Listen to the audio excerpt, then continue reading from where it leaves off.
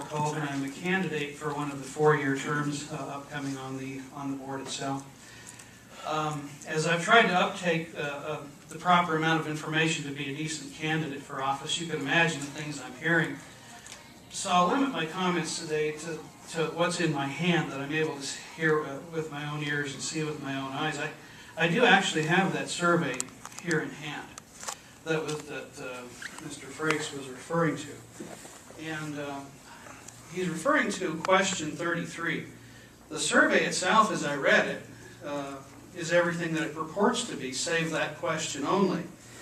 But I would remind the staff and the board that government entities do not have constitutionally mandated free speech rights. As a government entity, you just have to stay within the bounds of the law. And I'd also remind those with legal backgrounds about the reasonable person standard that's in the law. And the reasonable person standard tells me that question number 33 did not belong in a government-funded, perfectly reasonable public survey. It was indeed a push-poll question designed to influence the outcome of an election.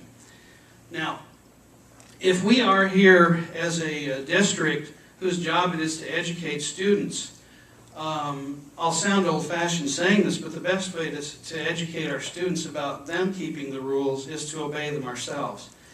Which leads me to A.R.S. 15-511, which forbids this body from the expenditure of public funds to influence the outcome of an election. It is blatantly illegal. And that survey, I believe, violated that section of state law by any reasonable person standard. And so, if you like push-poll questions, if you think those are fair, here's the question I would love to have included in the survey.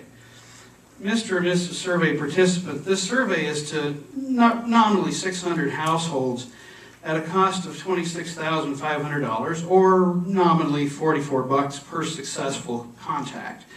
If you were to conclude that this represents an institutional pattern of undisciplined spending, how would you feel about shoveling more money into a system that's run that way?